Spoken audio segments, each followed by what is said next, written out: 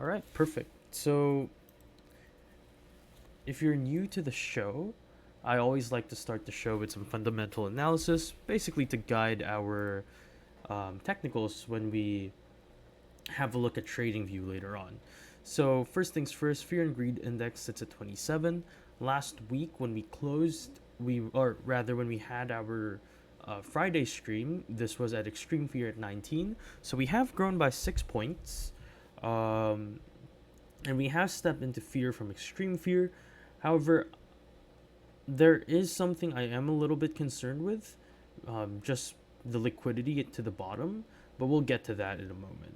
So this tells us that it's still technically a decent buying opportunity, although with the fact that we are moving up, that means that there is potential for downside.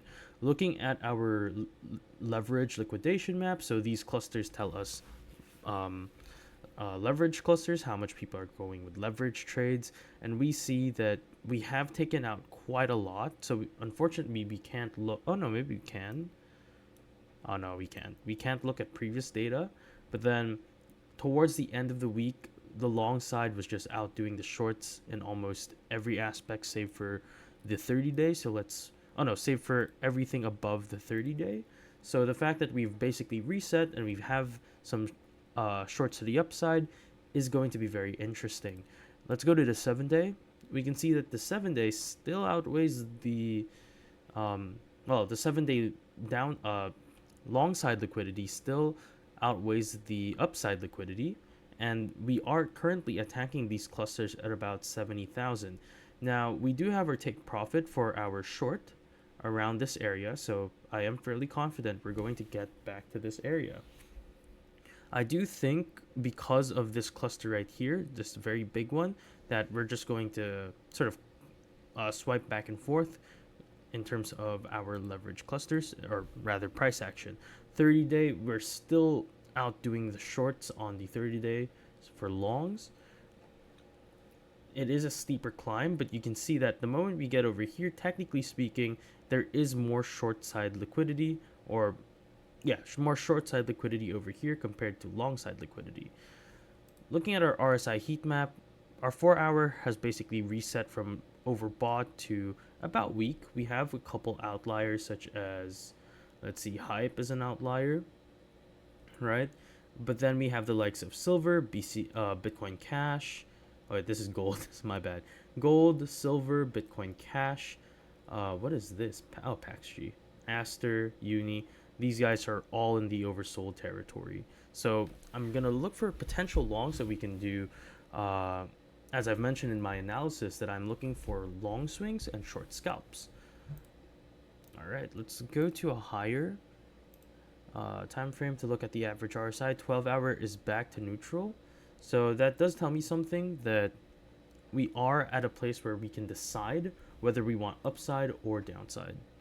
Looking at the leverage heat map, this tells us where the hotspots are, and we can see that cumulatively there's not a lot currently on the 24 hour. There's a lot. What is this? 127 million versus 677 million. So that's about a 1 to 5 ratio. And we have clusters at 74 and 75. So that will be some of our upside targets. Let's look at the 48 hour. Yeah, 75 4 sound looks like it's going to be a very fun hotspot. 70, not 75, 75 5. Let's go to the 1 week. 74 9. Now this is what I was saying, that there is some concern that we could go as low as maybe 69 2. If we looked at a 1 week, there are more longs than there are shorts. Granted, I did say our final take profit is around this area, so I do think we can revisit that at some point within the week. But ultimately, I do think we continue to the upside until early April. So that about does our fundamental analysis. Let's head over to the technicals, because that's the fun part. Oh, hey Daga, hey Vamshi, welcome. Oh man, I mean, okay, so this is the short. that I've been announcing, and pretty good. I mean, very minimal, if like no drawdown whatsoever, right? We didn't break above the dynamic reactor, and I did say the moment we get here, there's going to be a likelihood of rejection.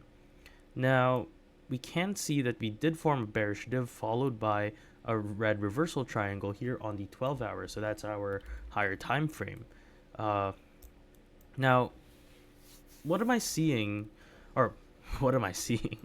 What I am seeing is that our chick magnet is positioned right at a support line, and we bounce out of the previous week low. So what I think is likely to happen is that we'll have a scenario like this where we do go down on the CPO plus on here on the 12 hour, and we bounce off the zero line, right? That to me makes a lot of sense. And that could continue our move back up and sort of retest this area right here, which has acted as strong resistance. Actually, let's do some macro on Bitcoin. Let's look at the macro. All right, so again, we closed last week really strong. I said that in my analysis. And we basically touched the dynamic reactor here on the 1 week as well. Just a very tiny love tap right there. At the moment, 3 days into the week, that is a clear rejection. But the thing is, we haven't fully closed the week yet, which means that whatever volatility happens within this candle, we really can't make a lot of sense of it until we get that close. Now, of course, if it closes like this, then I will basically assume that we don't go to this level and we do get just, oh wow, but that is so squiggly. I don't think, what is, I swear I'm not moving my hand like that. Ooh. Anyways, then if that's the case, I do expect some sort of move to the downside. Now, whether or not we get bullish butt cheeks, not sure, right? Obviously, if you go here and you retest that, you could get bullish butt cheeks and then head up. But in the span of, 2 weeks, I don't think that's gonna happen.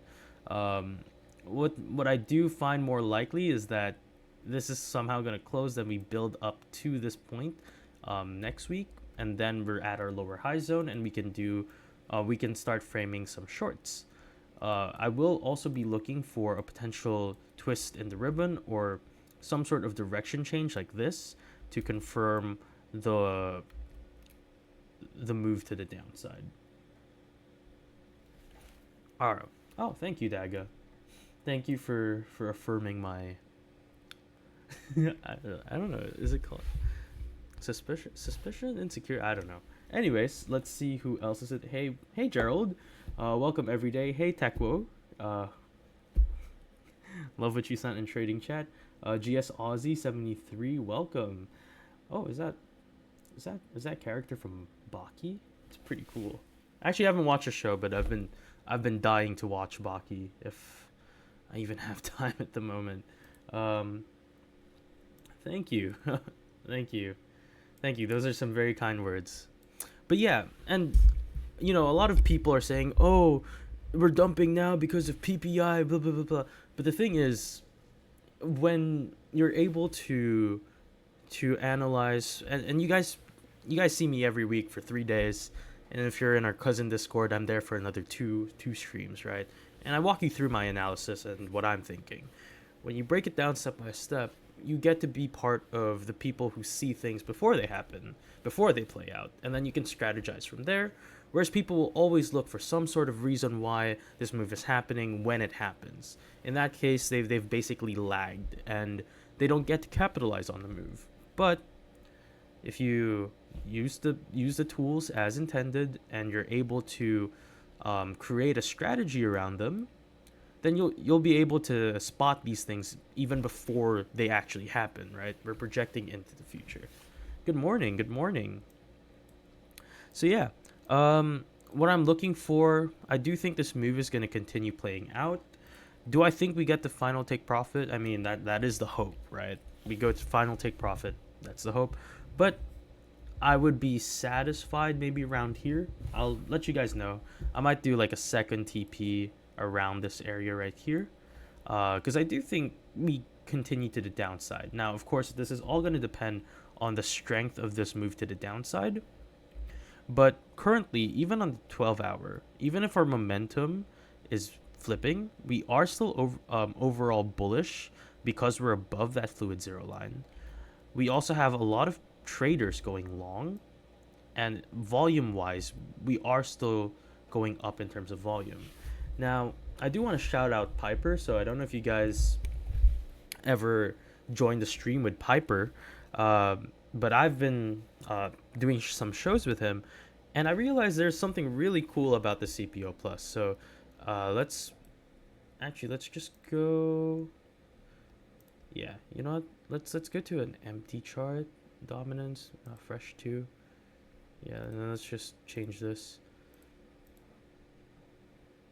So for those who, oh my goodness, I don't know what's happening here. Maybe I was doing a class or like I was answering a question. But anyways, something really cool that that Piper and I came up. Well, actually, he was the one who added it, and we built on it. When it comes to understanding your CPO plus, and we'll get into some scalps later on.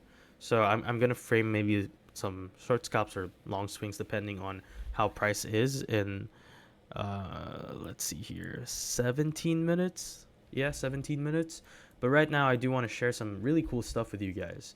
So I've always put money flow and our volume matrix on the CPO plus into an analogy.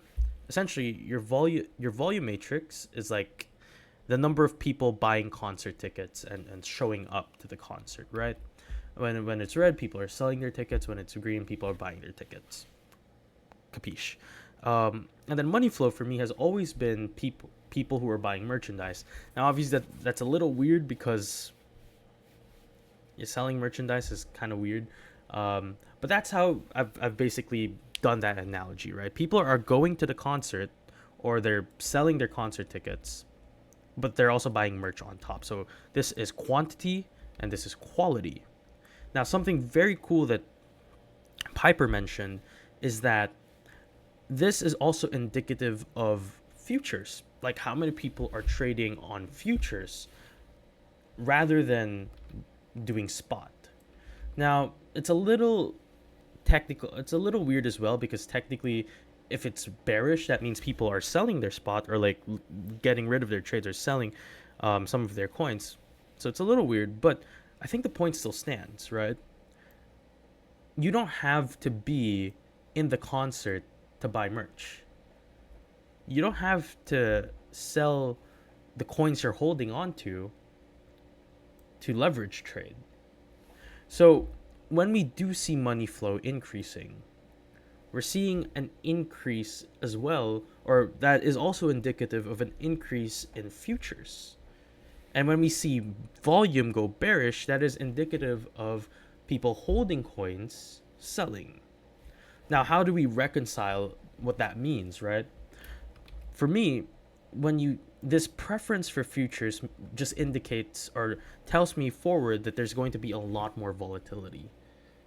What we're going to see in the couple, or like, because I'm on the 4-hour, right? What we're going to see in the next, 72 hours is going to be mass volatility and people selling some of their, or selling some of the Bitcoin that they're holding on to. You can see at this point when both futures and spot buyers increase, then you've got to move to the upside. But this move currently is by spot buyers maybe selling some of their coins. So I did want to share that with you because I thought it was really cool. And it took two different interpretations, but the two different interpretations that were still both correct. And now there's a better understanding of how these oscillators work and how we can incorporate that into our strategy.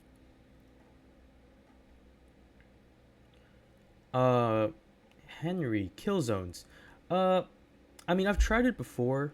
I didn't really like it. And, that's not to say the indicator is terrible or sucks. It's just not my preference. Yeah. And then what is that indicator called? This one? like the oscillator that I was talking about, this thing. If you are referring to this one, then it's called the Chart Prime Oscillator Pro Plus. Yeah, you should have it because you have the Plus subscription. So Chart Prime. Uh, I don't know why I can't type. I've been typing for research papers the past. Yeah, right here. Oscillators Pro Plus. So it's the flagship indicator of Chart Prime. And again, I've been on record saying this is scarily accurate. Obviously, no indicator is 100% accurate, but this gets as close to 100% as any oscillator gets, in my opinion. All right, let's go back. Actually, I'll let fresh chill, and then let me delete all the drawings here so that we can use this instead for our swinging or scalping purposes. So I want to look at it at a lower time frame first. And actually, let's look at Ethereum, how it's doing. And we should also look at gold. So for Ethereum, this is the 1 week, so macro analysis of Ethereum. I genuinely thought we would get to, or this area right here, for me is the sort of the short zone for Ethereum. So I'll also be framing some shorts soon. I'll just do a deeper dive into whether or not this is the time to short, or up here, or up here. There's a lot of deciding back and forth because as a contrarian trader, the pro of my approach to trading is that we can maximize the potential gains, right? I don't wait for sort of a retest or a trend following unless I'm scalping, right? But as I'm swinging or position trading, I try to catch the reversals at the very top, and you can see that it did work right over here. So there's a lot of deciding and researching that goes into this. But what is true right now is that we've basically almost touched this FVG right here, but we got rejected just right there at the POC. Now the 1 week does say that we want upside, and your volume is transitioning. So I do think we still get a push on Ethereum, but overall I do want to frame some shorts around this area. Good morning, little fish. Good morning. You shoot, I forgot where I said we were gonna get bullish butt cheek. Oh yeah, it was BTC macro. Yeah, so if we close like this, you could get bullish butt cheeks, but I don't expect bullish butt cheeks in April, right? You could yoink, but I don't think that's gonna happen. If we close like this, I fully expect capitulation. I really do. Granted, the CPO plus and the MVP ribbon is on our side for now, so I do want a move to this lower high zone. To me, this makes the most sense. This could really just be, just some fucking around, and it is still within projections. I mean, I am projecting a move all the way down here. For me, that would test the support and create some sort of consolidation. So it is 950, so I'm going to start looking for potential things we can do. Looking at Bitcoin, 1 hour is oversold, so I don't think doing a scalp short would be prudent. We would probably get killed in the volatility, and we're not going to cry about it, but it definitely sucks. I did see gold was oversold like crazy, so let's actually look at gold. Oh, fun. So this was what we drew last week. Gold is oversold here on the 4 hour, but here on the 1 day, it does look like it still has potential move to the downside. So I think we can potentially do like a short swing on gold, potentially, right? Because the 1 day isn't overextended yet, and the momentum does say that we want a little bit more downside on gold. And then we can do maybe a long somewhere here. Now, to me, along at this area would make sense because we do have some kind of high volume node. But if we do get here and we bounce, I think it's more gonna be a dead cat bounce. Because I do think gold wants to go back to its 200-day moving average, right? This area right here is going to be very powerful to basically spot buy or even just buy regular gold. But right now, right, honestly, kind of looks like a head and shoulders. Oh, I didn't mean to add that back. Kind of looks like a head and shoulders. Let me remove this neckline right here. Or it could be an inverted Adam and Eve. What name did we give? No, could be. Right, although it kind of broke down already, so I don't think it's a head and shoulders. It could just be an inverted Adam and Eve. In any case, 4-hour is oversold. That could give us the opportunity to scalp long, but given the trend, I don't know if I want to do that. We can see, yeah, actually no, we could, because even your fluid zero line is really low on gold, so you could do a scalp long and then just scalp it all the way to 489, maybe to the FEG. I think that would make sense. Let's wait for 10. Yeah, let's wait for 7 minutes, and then we can decide from there. Hey, Raptor. Hey, Eon 6. Eons 1X. Oh my goodness. Anyways, hey, Eon 6. Let's see who else joined. I think that's it. But welcome, guys. Thank you for joining me. Yeah, welcome. Also, by the way, for those who are new, if you have any questions regarding indicators or any asset class you want me to look at, just let me know. I promise I'm not gonna bite. Like, don't worry about it. You guys are if you guys want to be stuck with me for the next hour, just ask away, because at some point we're gonna lose some things to talk about, and we're just gonna stare at the charts and yeah. What is that? Oh my goodness. I don't know if you guys have ever heard of the term ankle biter. I don't know if you guys ever heard that term, but what little fish sends is just like finger biter. Small dogs. Hold on. What did I say earlier? Let me clarify that.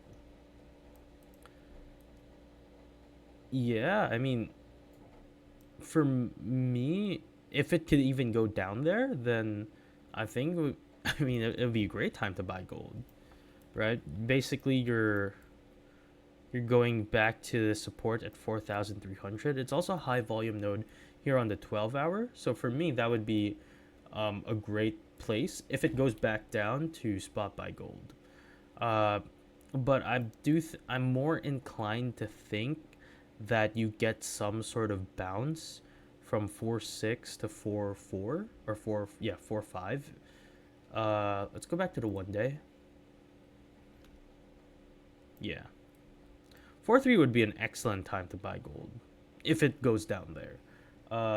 Granted, it, like I did say, it is the 200-day moving average, so a retest of that, even if it does fail, right? There's like 2 supports right there, even if it does fail, and eventually, you're going to be overextended, both in terms of strength and momentum.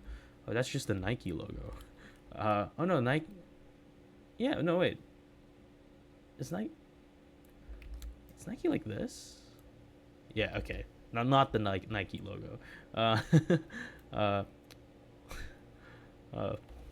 I was just remembering Tech was from Germany, so it's like Adidas, or Puma. I don't know. I don't know which of the brothers you prefer. But yeah. But yeah, I do think 4.3 would be a pretty excellent time to buy gold if it even goes down there. Uh, I mean, possibly, right? I think there is an argument that it goes there for sure, and 4-3 would be a test of support, or like this support that we built right here. Because other than this support, technically we have this support, but I don't know. And you can see there's hollow data right here, so there's nothing it's going off of. And your volume matrix is only starting. This is XAUT USDT, so I should probably go to a gold with more data, but you are bearish on the 1 week. Yeah. Is it a good idea to DCA from 4-5? If you're going to go with that plan,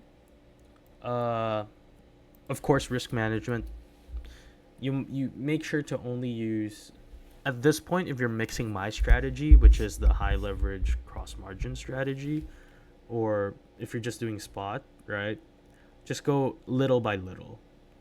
Uh, what's great about having these high volume nodes is that you can basically see points where you do want to DCA. So for example, if you're gonna start DCAing from 4-5 or like 4-5-50, the next point to DCA is definitely going to be 4-3 or 4-3-50.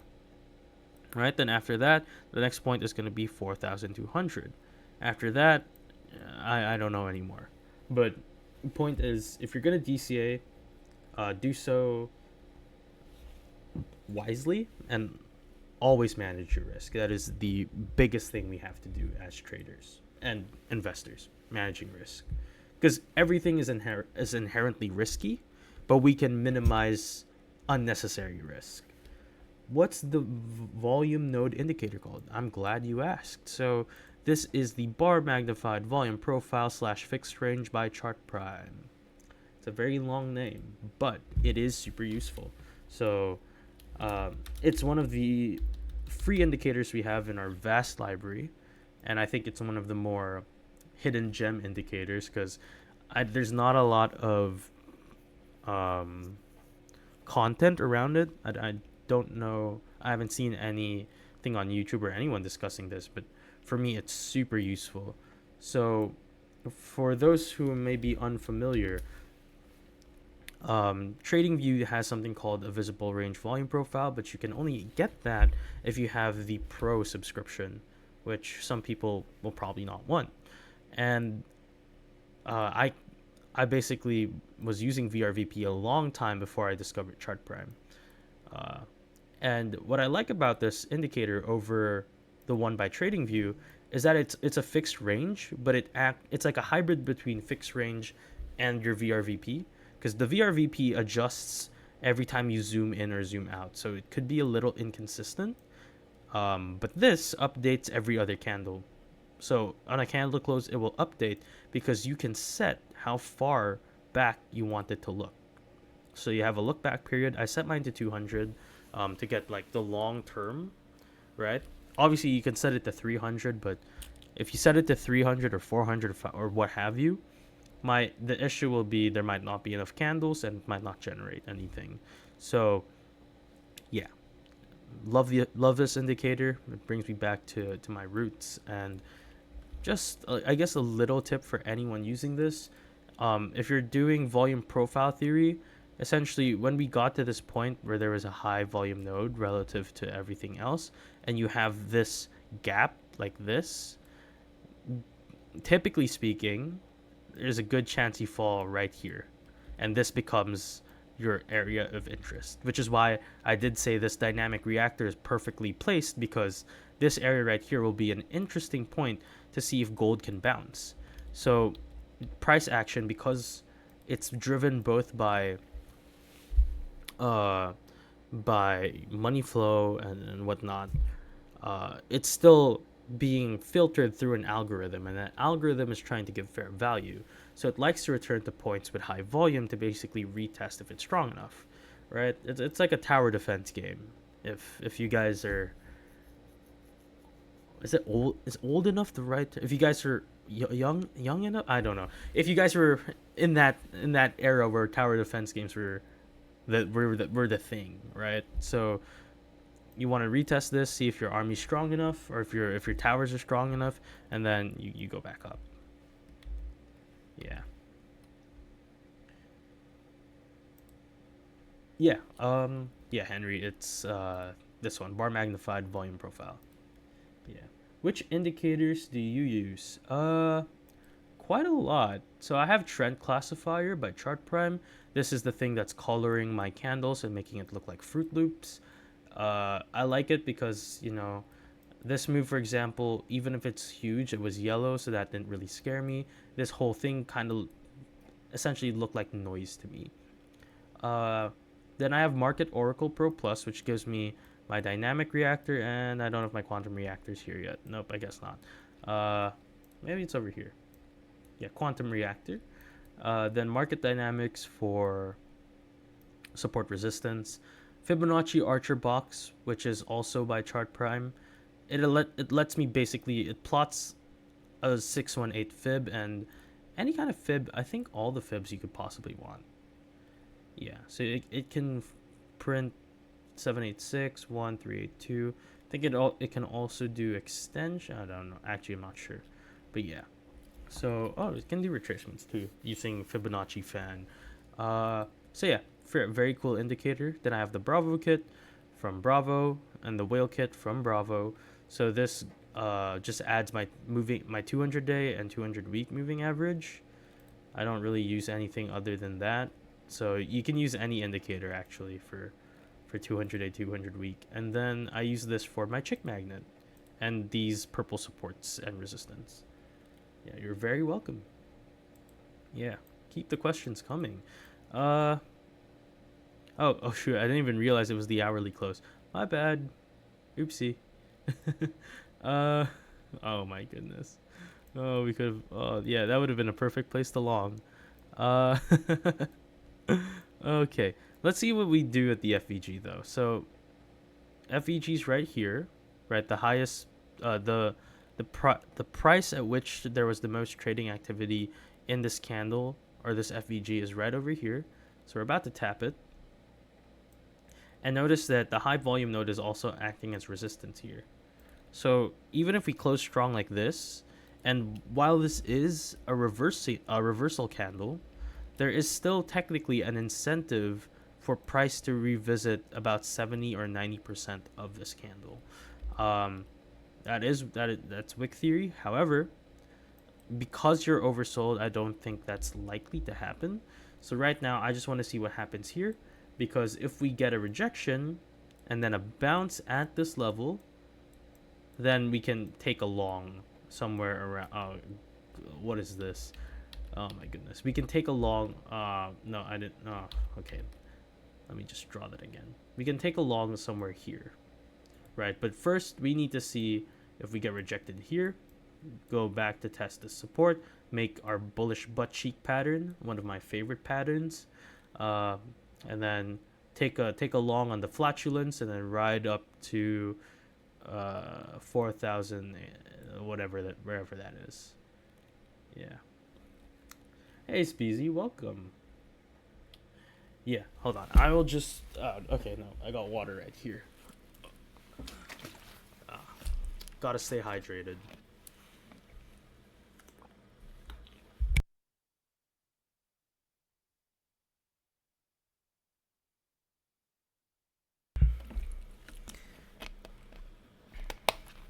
Yeah. Oh god. Okay. Whew.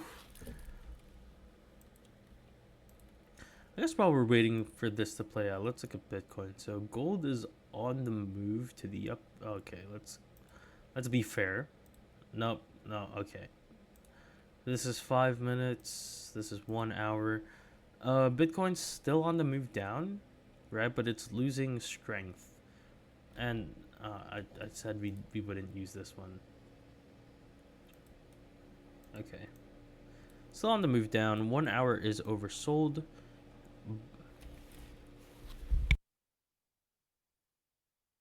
Excuse me. And we are approaching a support right here on the 1 hour. Notice though that your fluid zero line is above the zero line, so That means we're gonna be bearish for a lot longer than we would expect normally. Uh, this prime block right over here does have bullish delta. It is fairly large in terms of your volume node. So you can see that at this point when we were trading, when we had support, we fell right here. I know there was some sort of action to try and stay up, but ultimately we failed, right? And so we broke further down. And now this area right here is what we're looking at. And if we break down from here, then this area is what we're looking at. So let's see if we can get some things. Let's see what gold's doing. Actually, it would probably just better if I set an alert so we can just go back and be more informed. Okay, there we go. Alert added.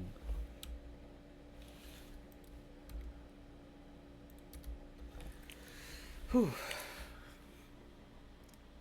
But yeah, how is everyone's week going?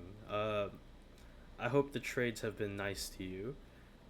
I know I know a lot of retail got wrecked just now. Like it's fairly clear a lot of retail got wrecked.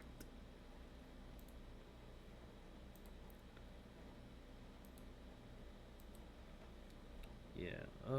What was one of the things that was? Let me double check. Boo, boo, boo, boo, boo, boo. 4 hour. Dun, dun, dun, dun, dun, dun. Oh, hype is overbought. Okay, let's look at hype because it seems to be doing the opposite of everyone.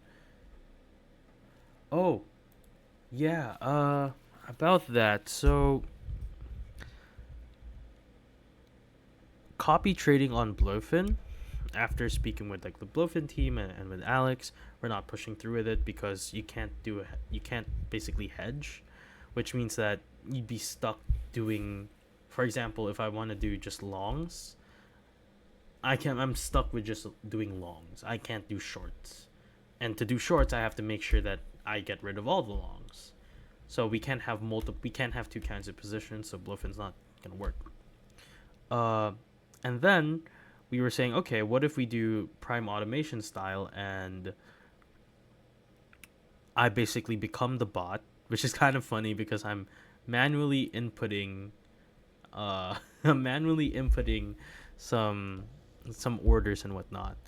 And we were doing some testing. We're still doing some testing, and it's not quite ready yet because for some reason my strategy doesn't really work that well, or sometimes uh oh, and another thing is it can't do cross margin, so that's also something that we have to tweak a little bit. So I'll let you guys know if it's on, but I do think like the prototype should be in Prime Automation.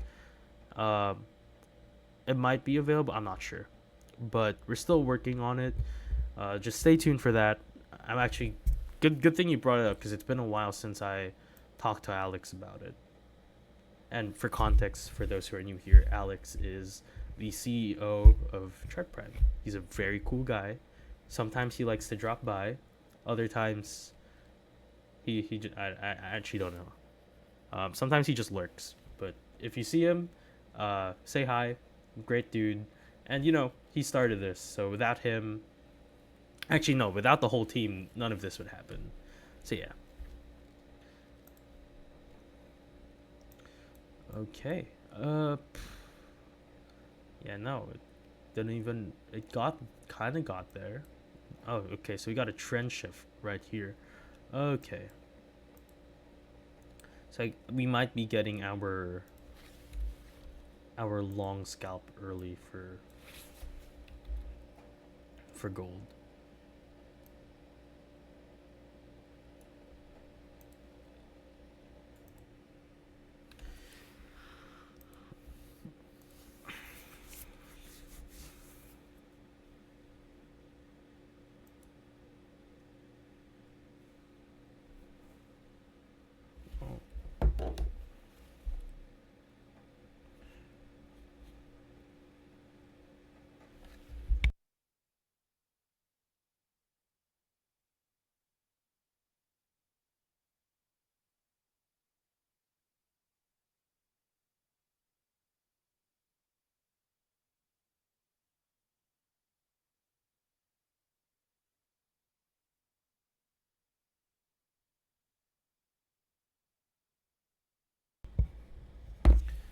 kind of just a waiting game. Oh wait, no, we were supposed to look at hype. What am I doing? Oh my goodness. Uh, Sometimes you lose your train of thought. Okay, so hype, long rejection wick, but you do fill out 90% of this wick. You did get to your measured move target, and lots of futures, lots of buying as well here on the 12 hour, but you have a lot of wicks. So if we measure how long this is, kind of funny. That's why we use long. Uh, 4.17%. So 70% of 4.17% is 2.9 ish. So let's draw that down. Yeah, quick math. 42,446. So let's mark this area right here. And then we want about 90%, so what is that? 33.7-ish percent. Yeah, right over here.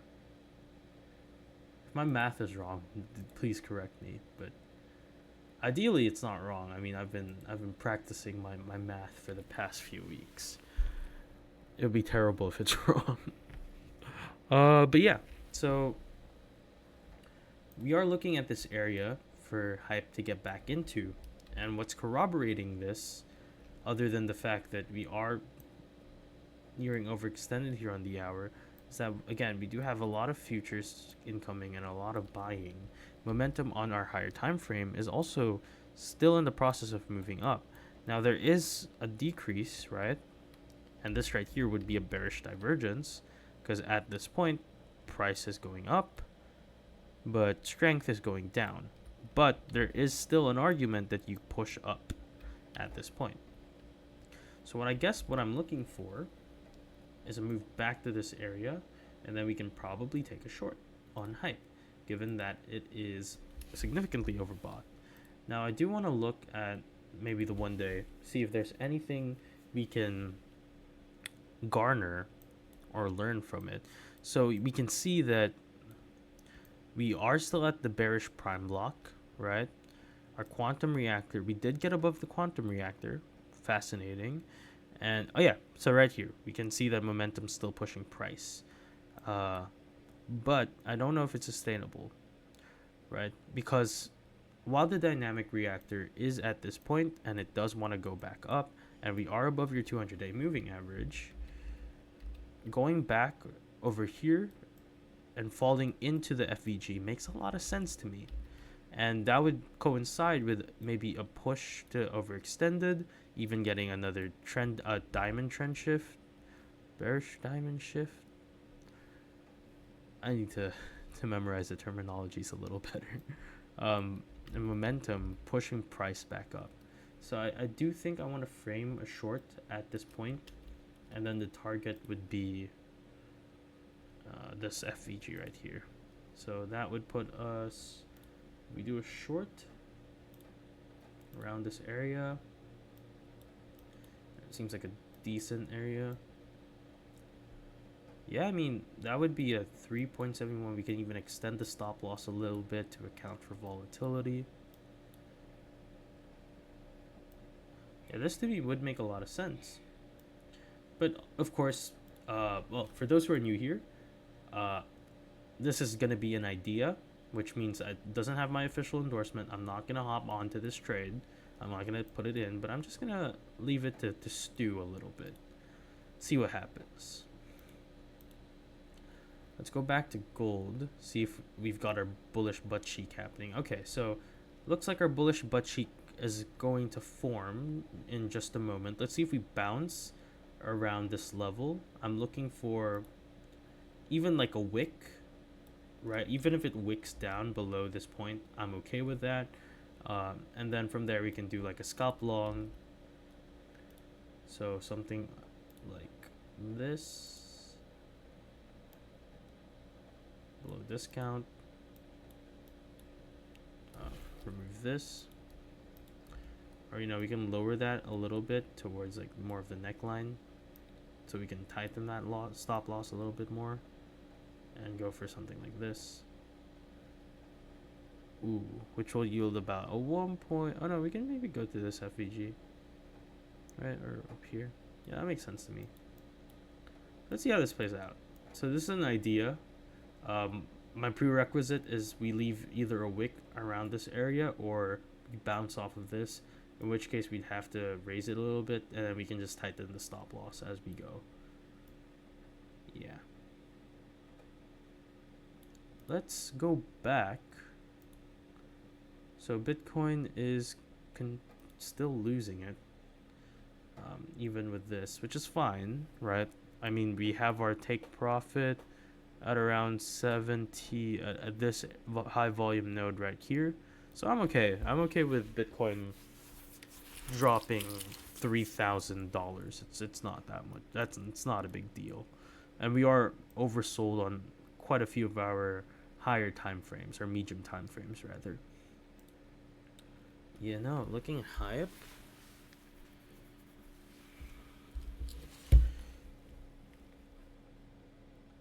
Yeah. So there we have a couple ideas going, right? And with Bitcoin, Bitcoin.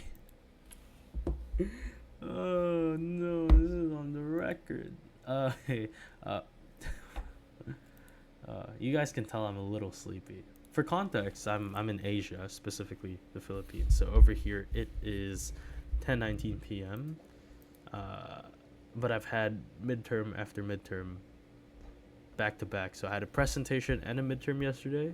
Then I had a presentation and another midterm today.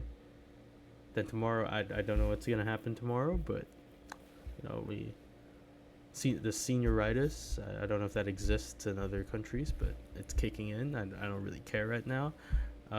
So yeah, but yeah, we're looking for maybe some long swings, like I said, and then some short scalps. That's sort of what I'm looking for in terms of crypto at the moment. But hype is of course a what is that, contradiction to that thesis. So yeah, here's what it is. Oh, Hugh Hector, welcome. Drexus, welcome. How have you guys been? Oh, Larvus as well, welcome. Sorry, your profile picture is basically Vamshi, so yeah, thank you guys for dropping by and listening to me ramble for 1 hour and 30 minutes. Although, again, if you guys have questions or anything, just let me know. And please don't feel obligated to stay until the end. Although, if you do stay, I'd greatly appreciate it. Yeah.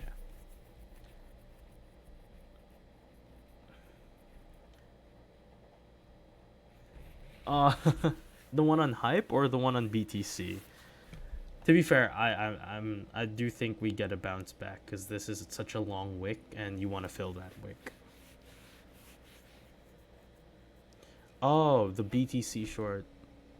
Yeah. You know, sometimes it just is what it is.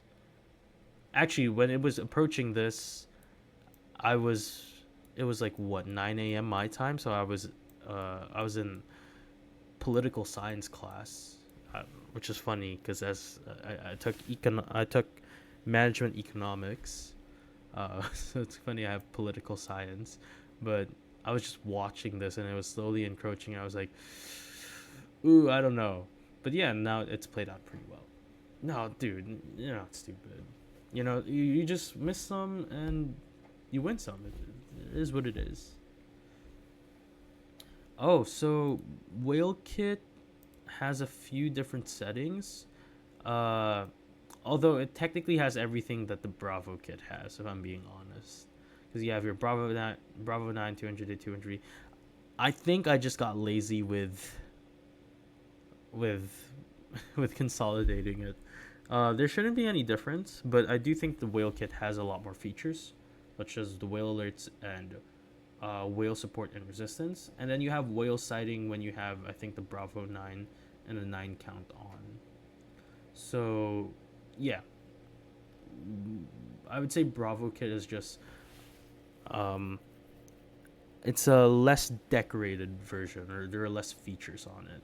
It's like the iPhone 17, and then the whale kit is the iPhone 17 Pro Max. Oh yeah, uh, yeah. I think this would be smart because at this point, or at that point rather, which is also my take profit area, I do think we're gonna get some kind of bounce. Uh, why we get a bounce, I don't know, but based on the technicals, I do think we get a bounce at that area. Now, if it drops, then it drops. If it doesn't, then it is what it is. I would maybe raise it a little bit because the POC is 70. Actually, no, you should be fine. 76.60. I think you should be fine. Yeah.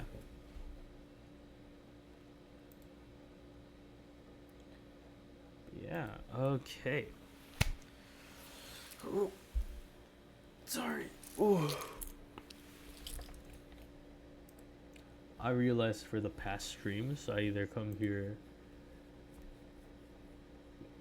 I either come here just dying from a research paper, or uh, oh no. But that is such is the life of a trader. It's a fun life. Let's get gold again. Okay, I think we can get our bullish butt cheeks. Let's just wait for it. So I do suspect that if we break this line, we will go down to this area. And then if we get some sort of long wick or some sort of engulfing move, we can probably go for this very short long, which is actually very, I don't know if, what is that, an oxymoron? A short long? Yeah.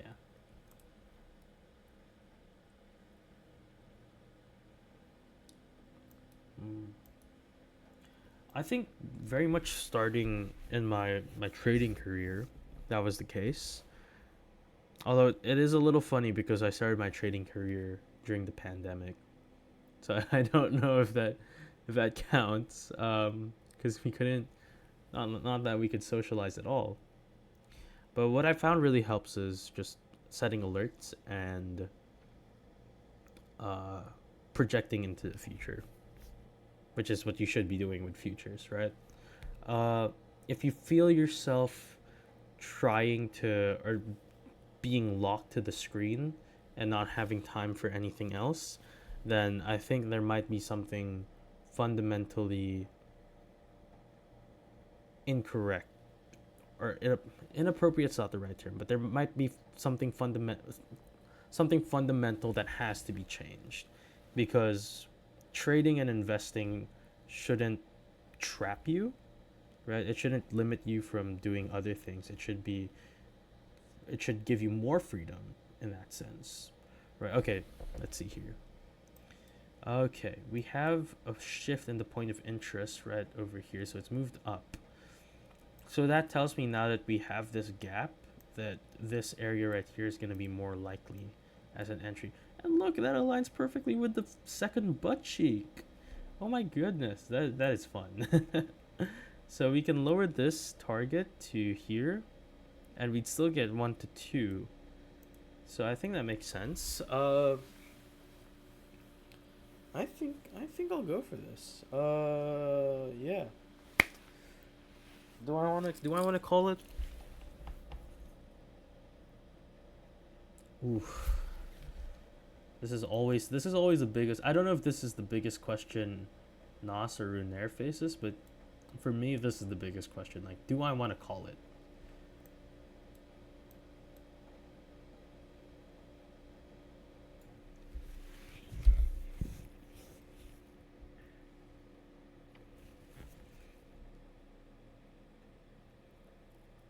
Now I am 3 for 3. The last streak before this was 5, and the streak before that was like 10. I don't.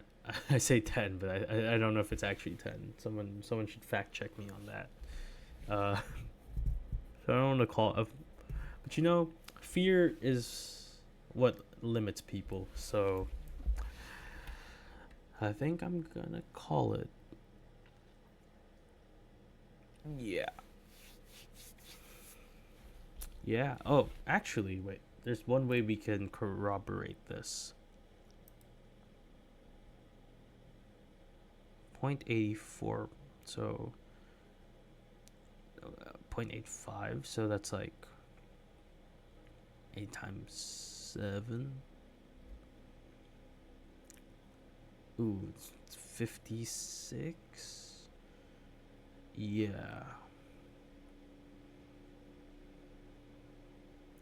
Ooh. Ooh. I don't know. I think this is good. I think this might be good. Shoot, okay. Yeah. I think I'm gonna call it.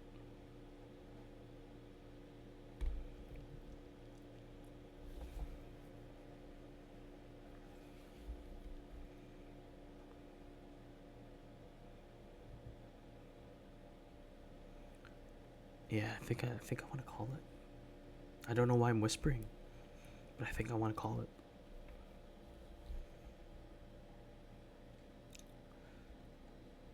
You know, there was, for those who are new, there was a point where I was like, you know what, I'm gonna call it, and just as soon as I said I'm gonna call it, like, wreck the stop loss. I was like, it's a good thing we didn't hop in yet. But yeah, you know what?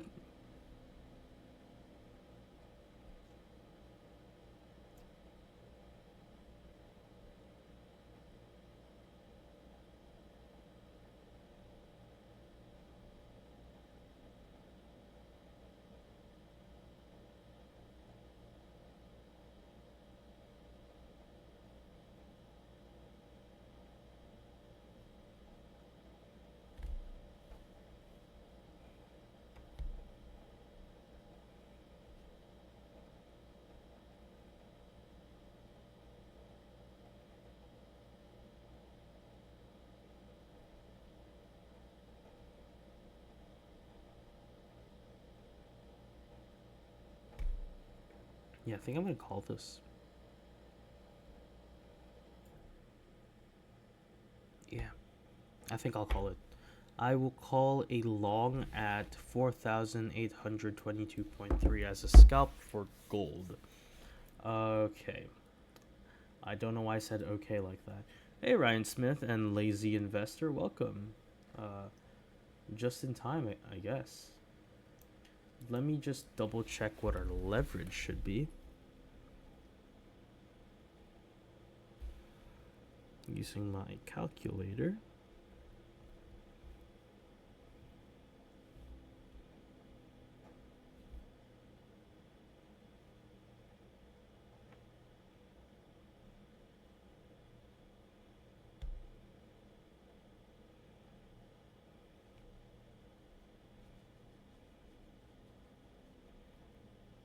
So what is this?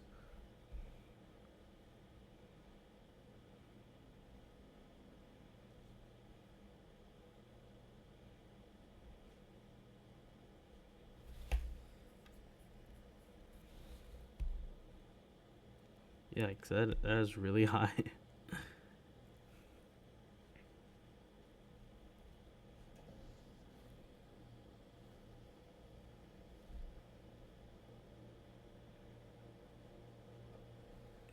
Okay, I think I will go ahead and call this scalp. Let me just get the documentation going. So I don't know if your exchanges will let you. Excuse me. I don't know if your exchanges will let you do 100x leverage, but I'm gonna do 100x leverage. Yeah.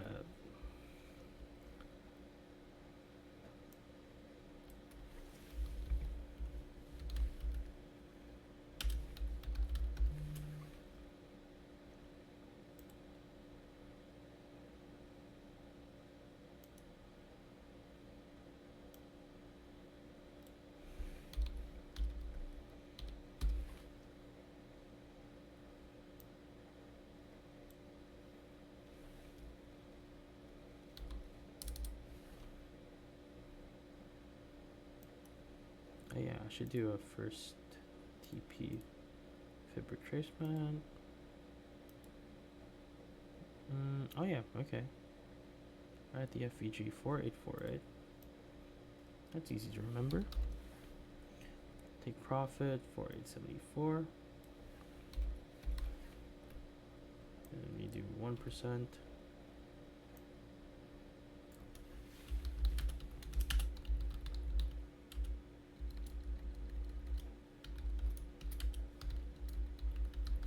I'm sorry, little fish. I can't type bullish butt cheek pattern, so I'm just gonna say double bottom.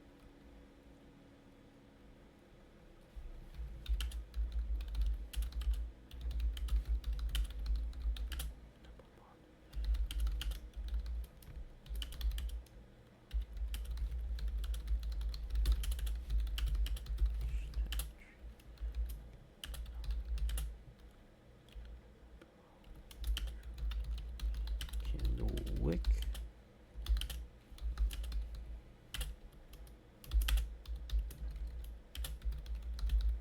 Okay, what's my invalidation? I guess it'll be invalid if it goes to 4860 first. Yeah, I think that is good. Let me just update the time. Yeah, okay.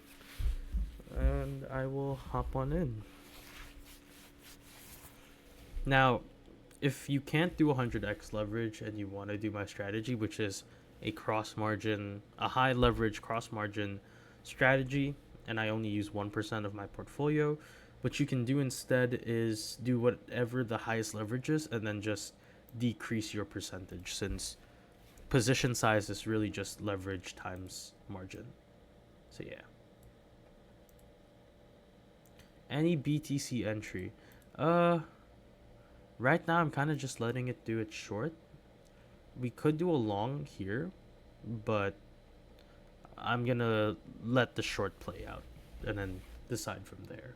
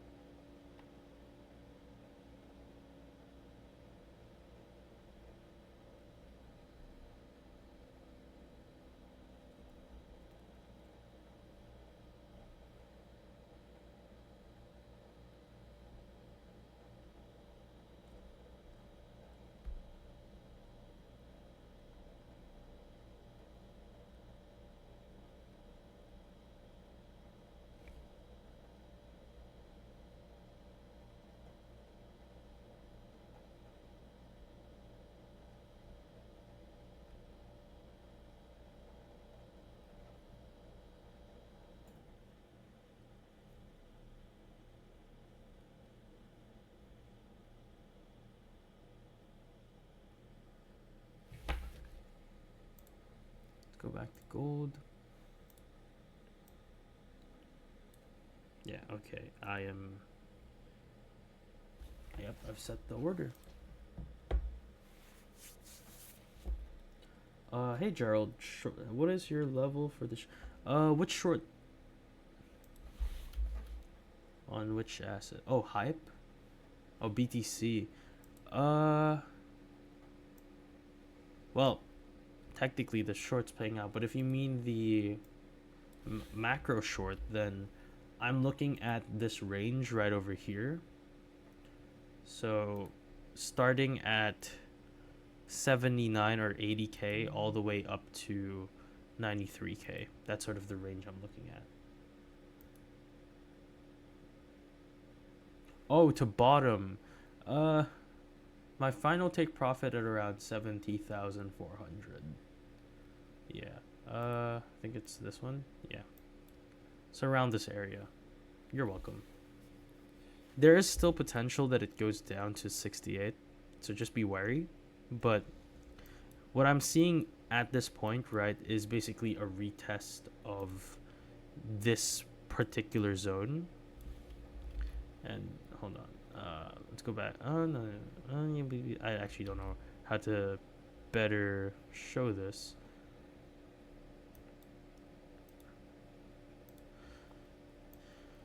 Nope, I don't know why I chose yellow. Okay, let's blue. Yeah, okay, blue works. So I don't know if you guys remember like school, but teachers like using different markers. Um, and I totally get it now. But I do think it's gonna be like a retest of this area. And it's also technically a retest of the change of character.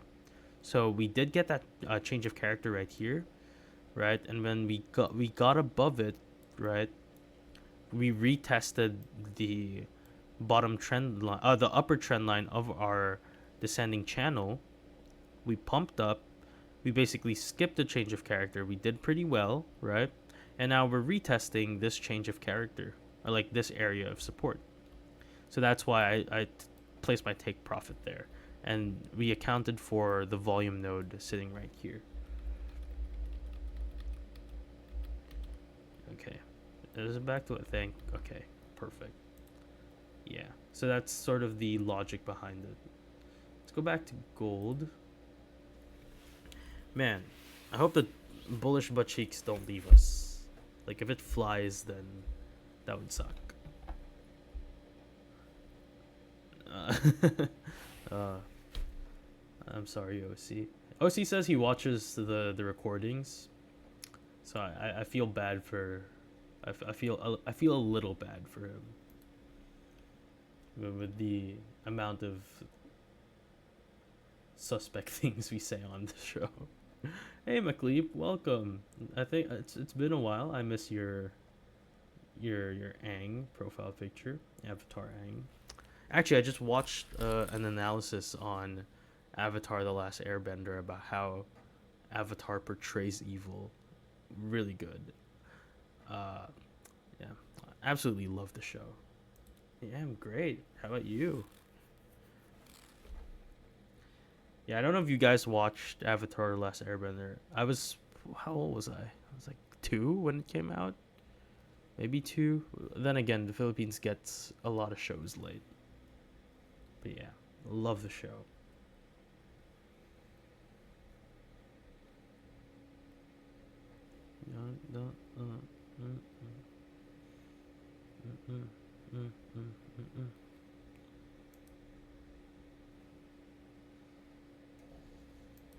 So this could wreck us, but you know, even if a trade goes south, what I always sort of console myself with is I based it off of strategy. I based it off of the theories I know. I based it off TA. I based it off fundamentals. And if it doesn't work, it doesn't work. Right? Rather, if it didn't work, it didn't work. But historically, this has worked more times than not, and I will stick to it until, things have to be revised. And again, I walk you through the logic of this.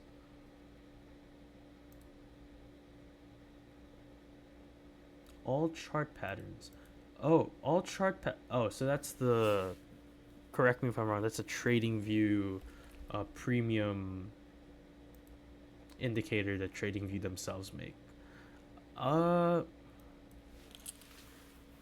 feel like sometimes it's not as accurate. So I like just having it in the setup in case I want to be like, oh, what does it see? So for example, it's right over here. Let's see. What does it see? Oh, wow. It detects a rising wedge. So you can see it, it is fairly nice. And you can see that, oh, ChartPrime was able to spot this way earlier. So it's not necessarily which one is better than the other. It's more of which one do you want to, or sort of, what kind of patterns do you want it to detect? I find that all chart patterns detect some rather obscure patterns, and then I feel like chart prime's you can tune it to be a little bit more focused.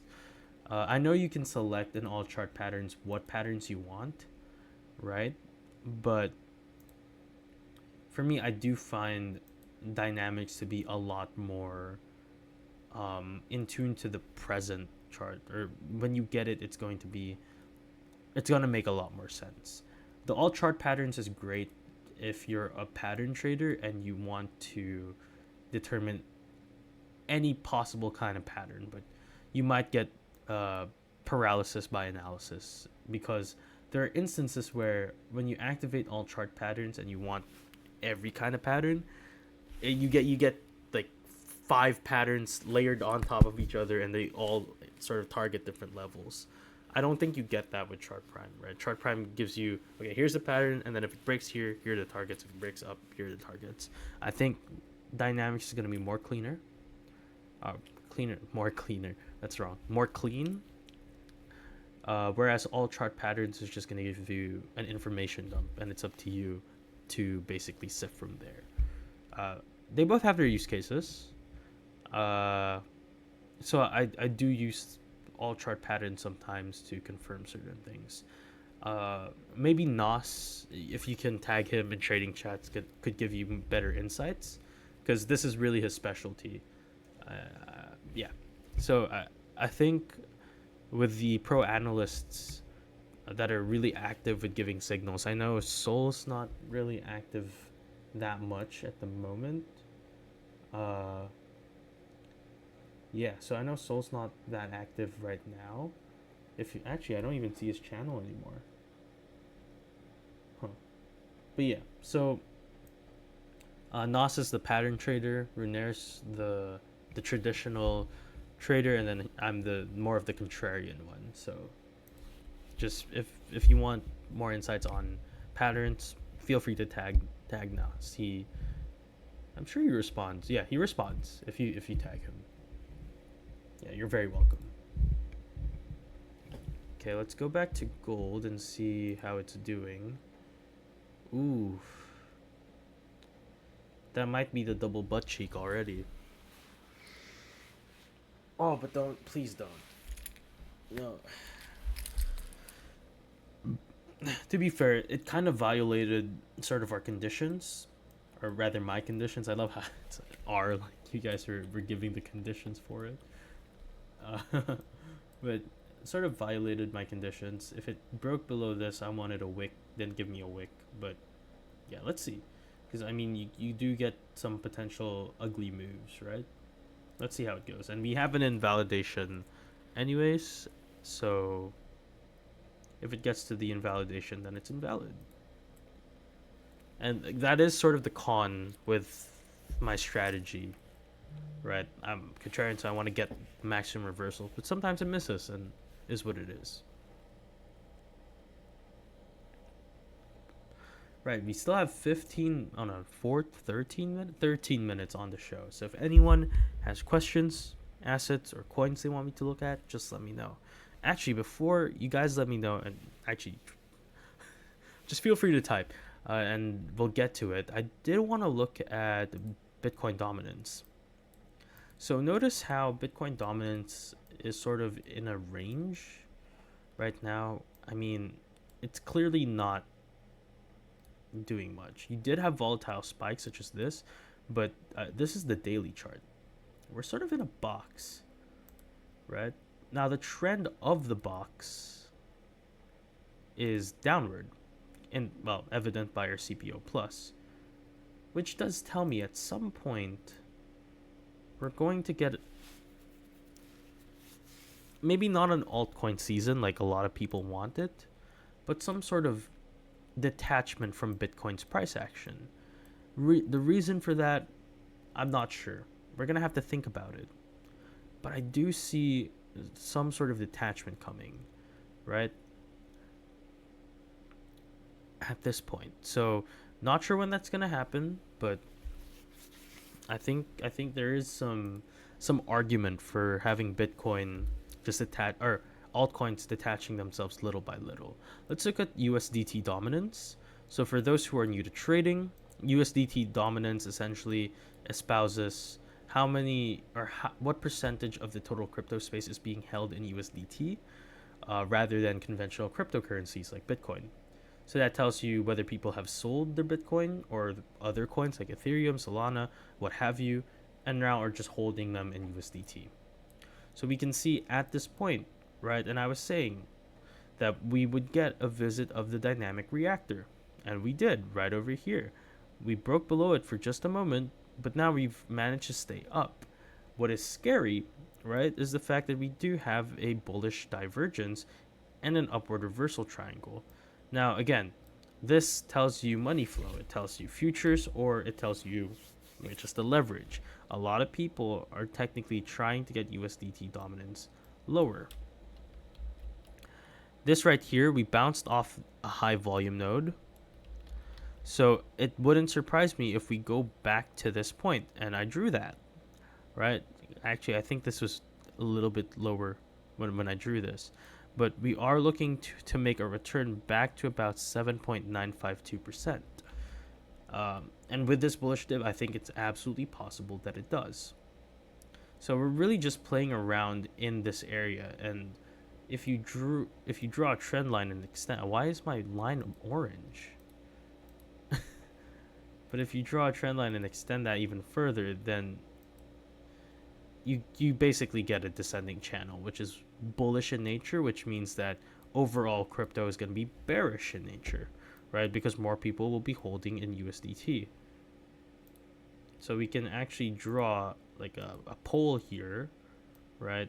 And then put that at the extension, and that means like 10.6% of the cryptocurrency space might be held in USDT by about April. And what did I say? I do think April 2 is going to be a massive capitulation.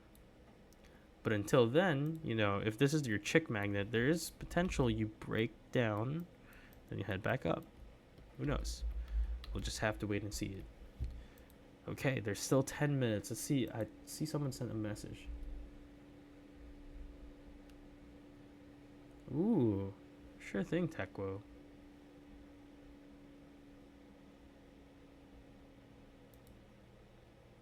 Okay, so Bitcoin's still on its move down. How's gold? Okay, so it got rejected. I think we still have an argument for a bullish butt cheek scenario. I hope we get it. Right? There's still 10 minutes, but I'll update you guys. I say that as if the stream is ending, but there's still 10 minutes on the stream. So I don't know what I'm doing. But yeah.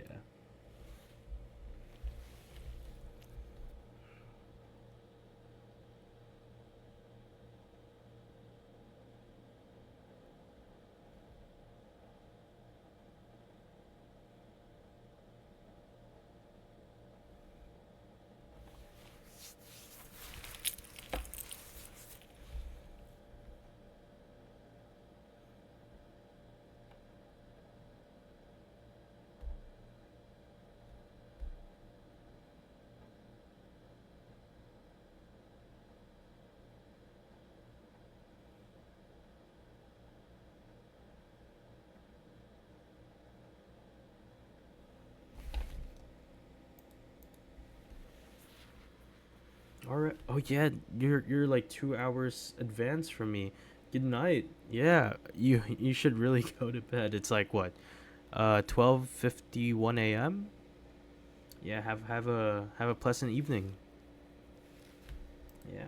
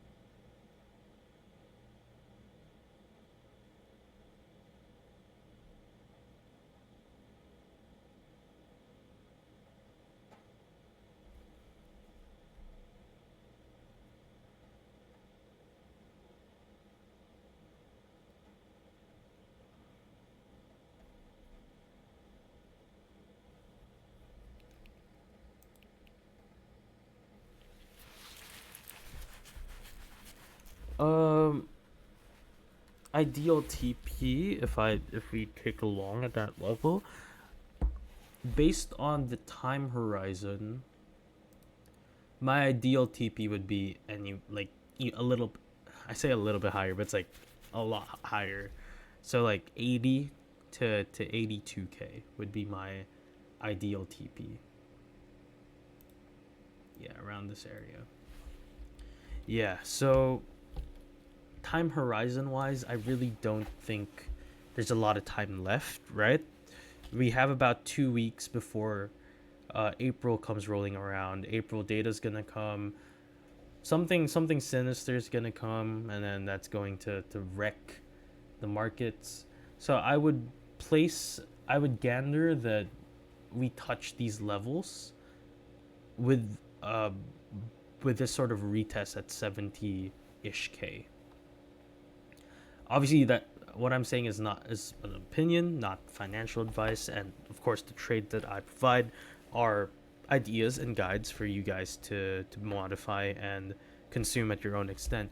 But really, from how I understand sort of the cyclicality and maybe the weirdness of a lot of things at the moment, I do think that we want a violent move to the upside to get people interested, right? Because at the present, US stocks are not technically doing well. Gold is technically dumping.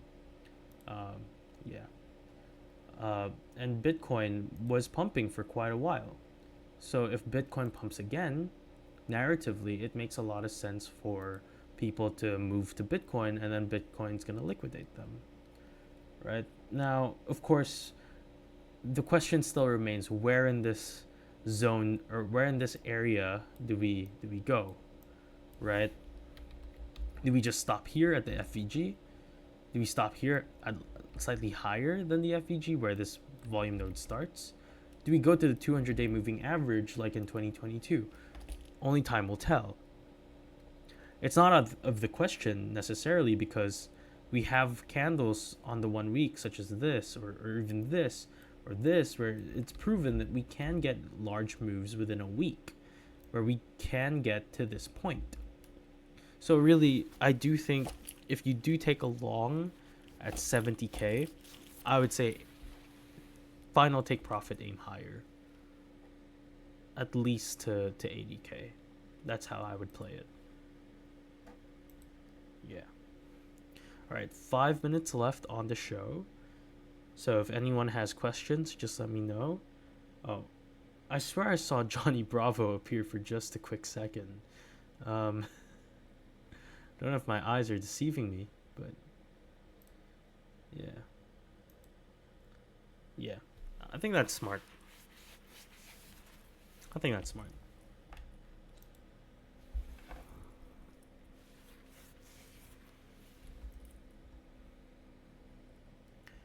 But yeah, again, our invalidation for this scalp on gold is going to be 4,860.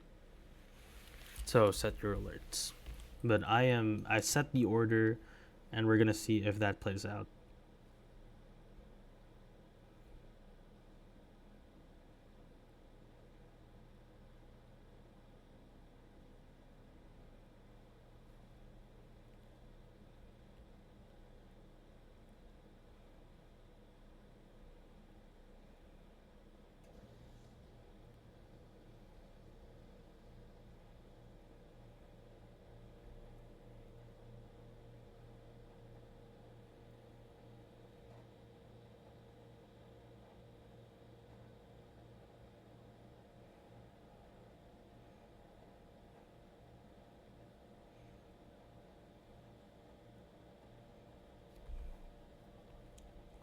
Ooh, we might have our double butt cheeks already. No, we'll see. We'll see. This is the invalidation. I don't know what I'm drawing. I think it's a ship at this point.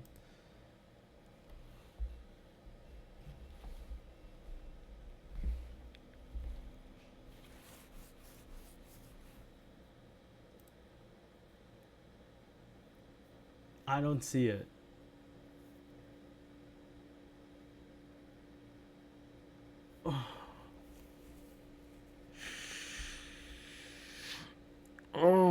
goodness.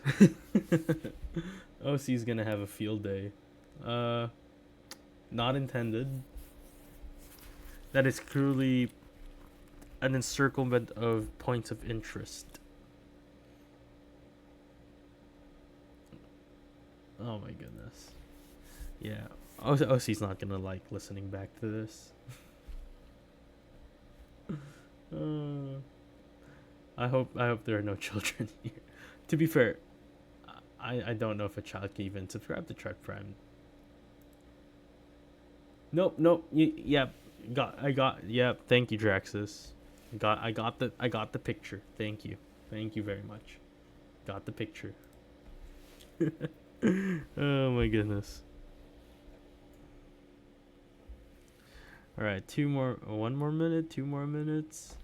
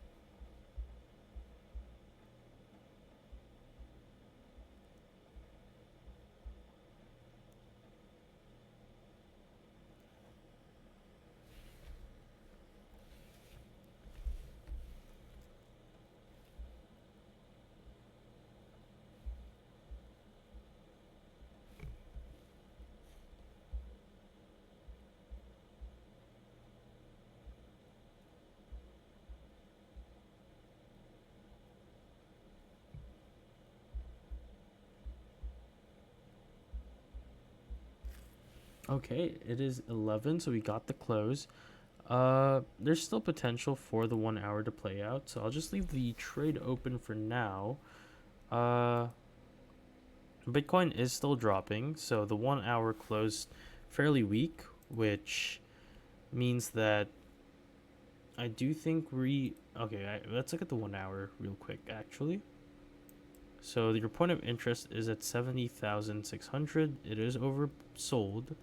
You are getting bottoming bars. So I will just continue to watch and see how this plays out. But with that said, thank you guys for joining me today. Once again, my bad. I am Langestrom. Always use a stop loss. I'll be seeing you guys tomorrow. Excuse me.